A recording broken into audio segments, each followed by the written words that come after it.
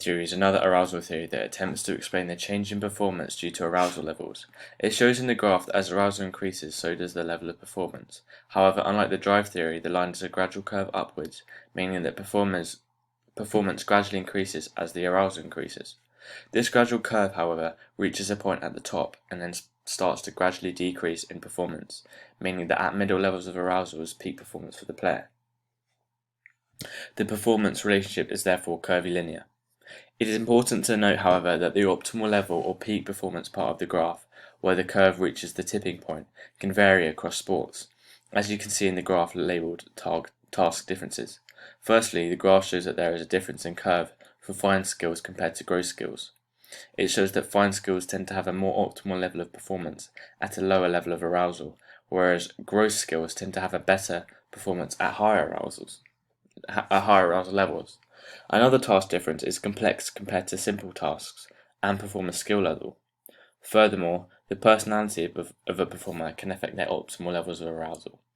For example, if a performer is an introvert, they may play better at lower arousal levels, and therefore extrovert higher levels of arousal.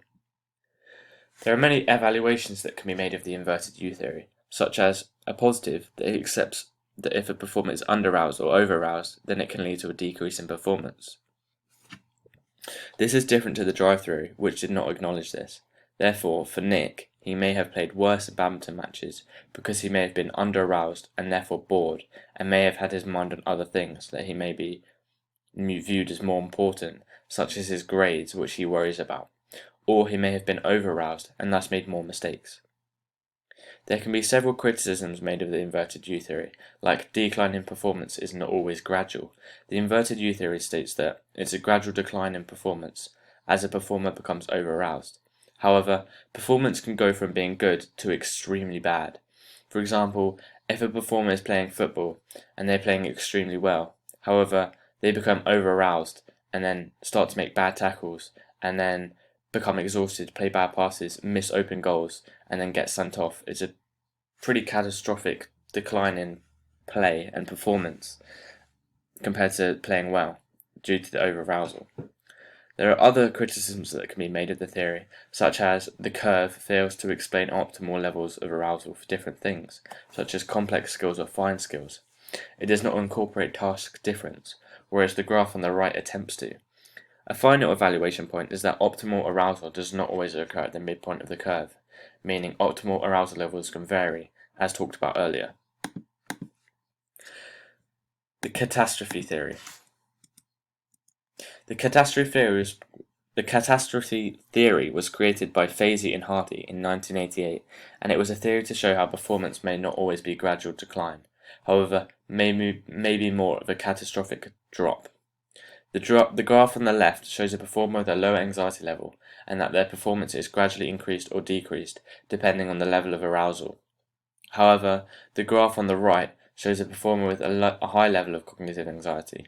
It shows that at the start, with low levels of arousal, the performance steadily increases to reach their optimal level of performance. However, as the arousal level increases further, then it reaches a point whereby it drops dramatically straight down, indicated by the arrow, and then levels off.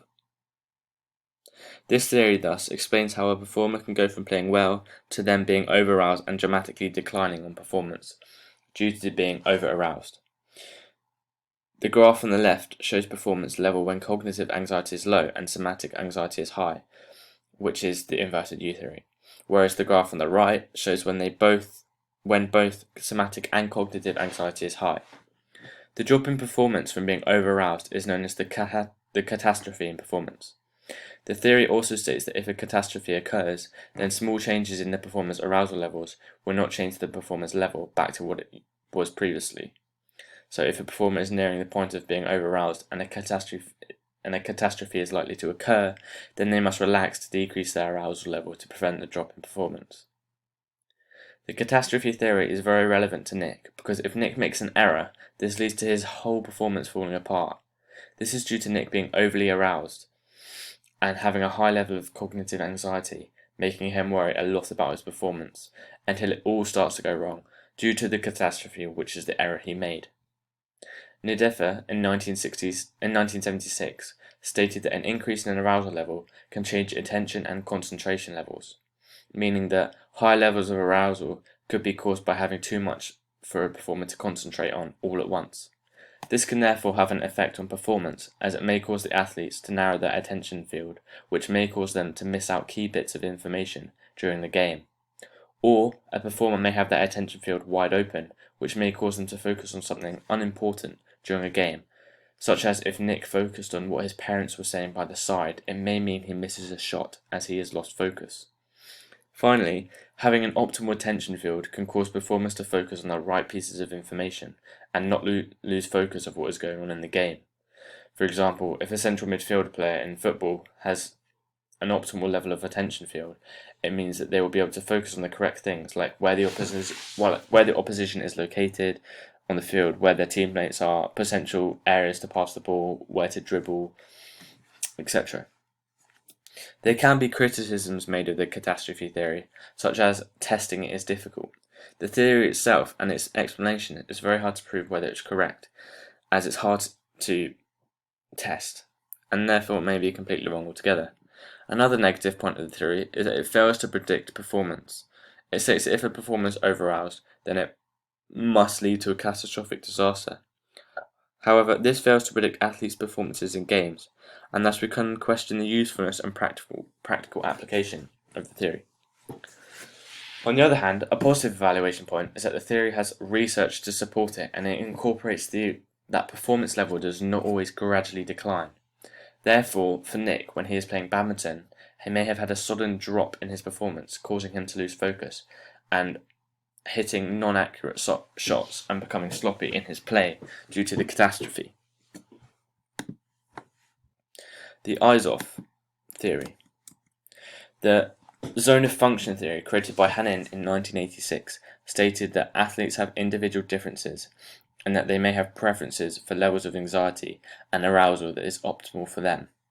An athlete will feel an optimal level to perform, where they are in full control, have effortless performance, the execution of skills brings enjoyment from the performer, they are attentive and focused on the task at hand, and they feel competent and confident. However, these levels may vary within the performer. They are attentive and focused on the task at hand, however they may vary within the performer. For example, one performer may have played at a peak performance when they are enjoying executing the skills, whereas another may play at a peak performance when they are most focused and attentive. The graph tries to explain that some performers perform at their optimal level, where they have a high level of anxiety, and some perform at best when they have a low level of anxiety. They may be out the zone, as stated in the diagram. Hanin produced the idea in the theory that each performer has their own level of optimal arousal and anxiety that leads to optimal levels in performance. He describes the optimal level of anxiety as a band width, and that athletes are within this band when getting ready for performance and psyching themselves up. There are individual differences that can affect the in-zone of function. There are either high or low zones of functioning. Firstly, personality can have an effect as to which zone a player may perform at an optimal level at. For example, if a player is an introvert, this will mean that they are in the low zone of functioning or have a low arousal to play optimally, whereas extroverts will be in the high zones of functioning or high arousal. The task type can also affect which zone a performer is in to play at an optimal level. If the skill is a fine or motor skill, if fine, the low zone of function, but if gross, it may be the high zone of function. Also, stages of learning and the experience affects the zone at which performers play best at. For example, if in the cognitive stage of learning, or if they are a novice performer, they will be in the low zone of functioning or low arousal. But if they're in the associative stage of learning or are experienced performers, they will play optimally at high zones of function or a high arousal. There could be evaluation points of the IZOF theory, such as that there is no explanation of how the IZOF develops, meaning there is no understanding of how a performer can have a low zone of functioning or high zone of function. Another criticism is situational and personal factors that affect performance, like the task type and athletic performance, does not help to predict performance. On the other hand, a positive with the theory is that the research supports the theory, and it's a better predictor than the inverted U theory because it's better at explaining optimal levels of performance and incorporates individual difference. As it is supported by researchers and is a good predictor, this means that the theory has good practical application, which is beneficial for coaches. For example, if they know if their performers play better in higher or lower zones of functions, then they can adapt their training to best suit those demands. There are somatic techniques for controlling anxiety and stress, such as biofeedback. Biofeedback is information about changes in physiological variables. It's a process of gaining a greater awareness of the physical functions of the body. A performer will gain awareness of their physiological functions by watching a monitor displaying changes that come about due to somatic anxiety, and then the performer will attempt to control this anxiety by distracting themselves away from what the cause of the somatic anxiety was. Another somatic technique for reducing anxiety is learning to breathe to calm yourself down. There are types of breathing techniques that performers can use to calm themselves down and relax themselves, such as diaphragmatic breathing with deep exhalations and inhalations. For example, Cristiano Ronaldo uses a breathing technique when he goes to take a free kick or penalty to attempt to calm himself down and relax, as a means to control his stress, anxiety, and arousal so that he performs at his best and peak. Another somatic technique to attempt to control stress is centering. Centering is another type of deep breathing that is used to refocus concentration. And another type of technique is mindfulness or meditation, which is again used to relax and calm the performer down. There are also cognitive strategies to control stress, anxiety, and arousal. Firstly, imagery can be used, and it encodes a performer mentally forming pictures of successful performances. Imagery can be used in most situations and is used to create the expected experience of an expected or new situation. It can be either internal or external. Another cognitive technique is visualization, which is the process of creating a mental image which a performer wants to happen, such as in football, when taking a penalty, the performer will visualize scoring a penalty to help control the anxiety, stress, and arousal. Another cognitive technique is attentional control. Attentional control is being able to maintain concentration on appropriate cues.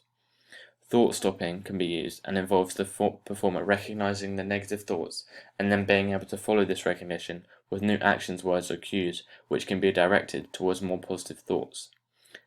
Self-talk is a cognitive technique and involves individuals producing positive thoughts about their actions, and the goal is to get rid of negative thoughts in the performer's mind, so replacing negative thoughts with positive thoughts.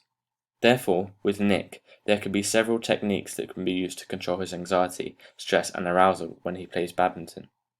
To help control the nausea he feels before games and the stress that builds up, Nick can use positive self-talk and deep breathing techniques to help give him self-realization that he's beginning to become more stressed and anxious, and then he can attempt to calm himself down in a more optimal zone to play better during his badminton games.